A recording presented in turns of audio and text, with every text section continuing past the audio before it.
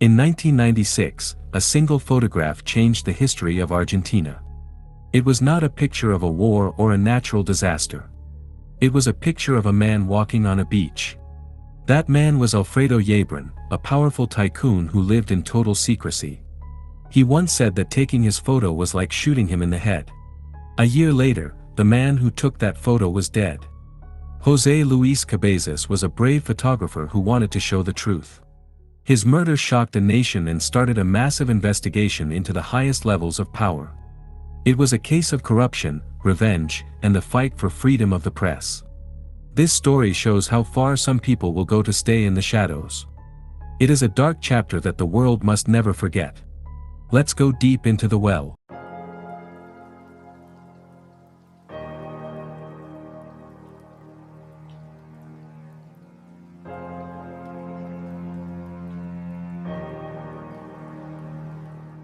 In the 1990s, Argentina was a place where certain men held more power than the government. One of the most mysterious figures was Alfredo Yabrán. He was a billionaire businessman with interests in mail services and logistics. Despite his massive wealth, no one knew what he looked like. He never gave interviews and never allowed himself to be photographed. He moved like a ghost through the halls of power. People whispered that he had ties to organized crime and high-ranking politicians. He was a man who valued his privacy above all else. To him, being anonymous was his greatest weapon. If the public could not see him, they could not hold him accountable. He lived in luxury but stayed behind high walls. Journalists were terrified of him. They knew that digging into his business was dangerous. Yabrán believed he was untouchable. He felt that his money could buy silence from everyone in the country. He controlled his image by ensuring there was no image at all. This silence created a climate of fear among the press. Everyone knew his name, but no one dared to show his face. That was until a young photographer decided to do his job. José Luis Cabezas was about to break the wall of silence. Pinamar is a beautiful resort town on the coast of Argentina. It was the summer destination for the elite and the powerful. In February 1996, José Luis Cabezas was there on assignment for Noticias magazine. He was working with a reporter, Gregorio Ríos, to find the man without a face. They spent days watching the beaches and the private clubs. They knew Yabrán was in town, but finding him was like finding a needle in a haystack. One afternoon, Cabezas saw a man walking casually on the sand with his wife. He recognized the features from old, grainy descriptions. He hid his camera and waited for the perfect moment. He clicked the shutter and captured the image of Alfredo Yabrán. It was a simple photo of a man in swimming trunks, but it was a revolutionary act. The photo was published on the cover of the magazine shortly after. The headline was bold and clear. For the first time, the people of Argentina could see the man who controlled so much of their lives. The invisible man had been exposed. Yabrán was furious. His secret life was over. He felt exposed and vulnerable. This moment of professional success for Cabezas was also the beginning of a deadly countdown. He had done what no one else could, and he was about to pay a heavy price. Exactly 1 year after the photograph was taken, the tragedy occurred. On January 25, 1997, José Luis Cabezas was attending a party in Pinamar. His colleague, Gregorio Ríos, noticed something strange earlier that night. Someone had smashed the window of Ríos' car while it was parked near the event. It was a warning sign that they were being watched. Cabezas left the party in the early hours of the morning in a rented Ford Fiesta. He never made it back to his hotel. A few hours later, a horrifying discovery was made in a remote area called General Madariaga. The car was found at the bottom of a pit. It had been set on fire. Inside the car was the body of José Luis Cabezas. He had been handcuffed and shot twice in the back of the head before the car was torched. The brutality of the crime sent shockwaves through the country. This was not a random robbery. This was an execution. It was a message sent to every journalist in Argentina. The killers wanted everyone to know exactly why he was dead. The news spread like wildfire. Argentina had recently come out of a dark military dictatorship, and this murder felt like a return to the past. The people were not just sad, they were angry. The murder of José Luis Cabezas sparked the largest social movement in Argentina since the return of democracy. People from all walks of life took to the streets. They carried posters with his face and the phrase, "Do not forget Cabezas." This slogan became a national cry for justice. The press was united in a way it had never been before. Every newspaper and television station demanded answers. The government was under immense pressure to solve the case. Many people suspected that the police were involved or were covering up for someone powerful. The public felt that if a journalist could be killed so easily, no one was safe. Thousands of people gathered in plazas to hold vigils. They wanted to ensure that his death would not be another unsolved mystery. The case became a symbol of the struggle between the old ways of corruption and the new hope for a transparent society. It was a turning point for the nation. The people realized that silence was no longer an option. They demanded that the killers be found, no matter how high up they were. The pressure from the streets made it impossible for the authorities to ignore the clues. The eyes of the world were on Argentina, and the government knew it had to act fast.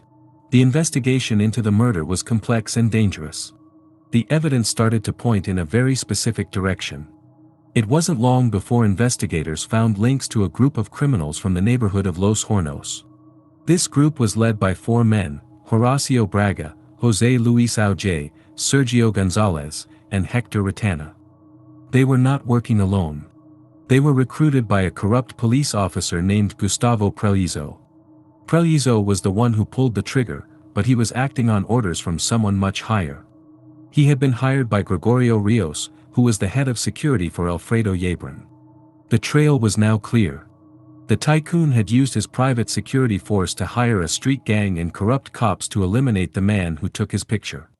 The investigation revealed a dark network of private security and public police working together for a private citizen. It was a terrifying look at how deep the corruption went. Every new arrest brought more evidence of a planned operation. This was a professional job designed to protect a business empire. The wall of silence around Yabrán was starting to crack as the gang members began to talk to save themselves. As the investigation touched the highest levels of the government, the public's anger boiled over. People began to realize that Yabrán had deep connections within the Ministry of Justice. The Minister of Justice at the time was Elias Jassan. Investigation records showed that Jassan had exchanged over 100 phone calls with Yabrán around the time of the murder. This revelation led to a massive scandal. The public felt the government was protecting a murderer. During a public appearance, a mob of angry citizens surrounded the minister's vehicle. They shouted for justice and began to throw rocks. The glass windows of the minister's car were smashed by the crowd as he tried to leave. It was a physical manifestation of the country's rage. People were tired of the secret deals and the immunity of the elite. The pressure became so great that Elias Jassan was forced to resign. It was one of the first times in Argentine history that public pressure had brought down such a high-ranking official. The broken glass of the minister's car became a symbol of the people breaking through the shield of corruption. The government could no longer hide its ties to the man without a face. Alfredo Yabrán was officially named as the mastermind behind the murder. A warrant was issued for his arrest. The man who had once been the most powerful person in the country was now a wanted fugitive. For a few days, he disappeared. The police searched his various properties across Argentina. The media followed every move of the task force. The tension was at a breaking point. Finally, the police tracked him down to one of his remote ranches in the province of Entre Rios. As the officers approached the house, they heard a single gunshot from inside. When they entered the master bedroom, they found Yabrán dead. He had taken his own life with a shotgun to avoid being captured and put on trial. His death was a final act of control. He chose to end his own life rather than face the justice system. For many, his suicide was a confession of guilt. It also meant that he would never have to answer for his crimes in a court of law. The man who feared the light had chosen the ultimate darkness. His empire began to fall apart almost immediately after his death.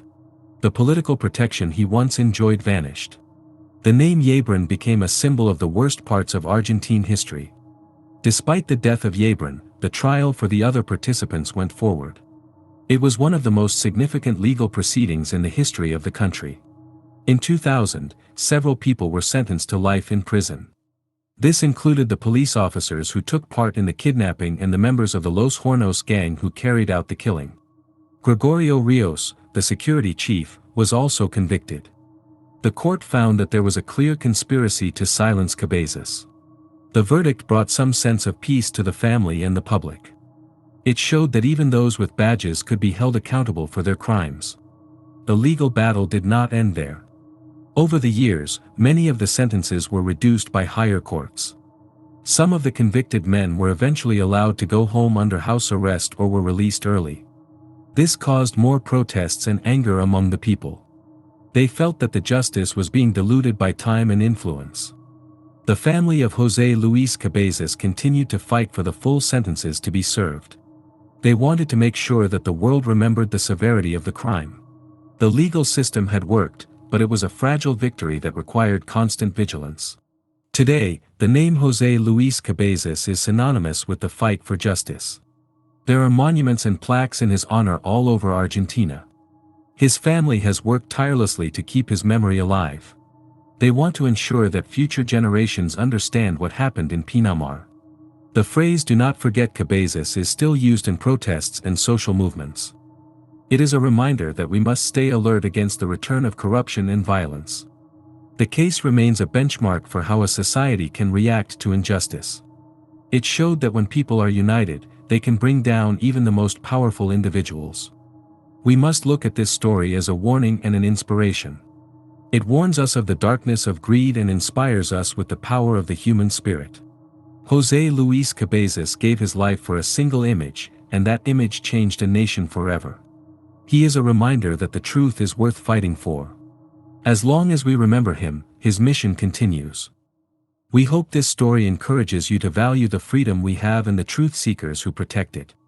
There are many more stories hidden in the shadows of history. We will continue to find them and bring them to you. Thank you for walking this path with us through the past. Don't forget. I will see you at the bottom of the well.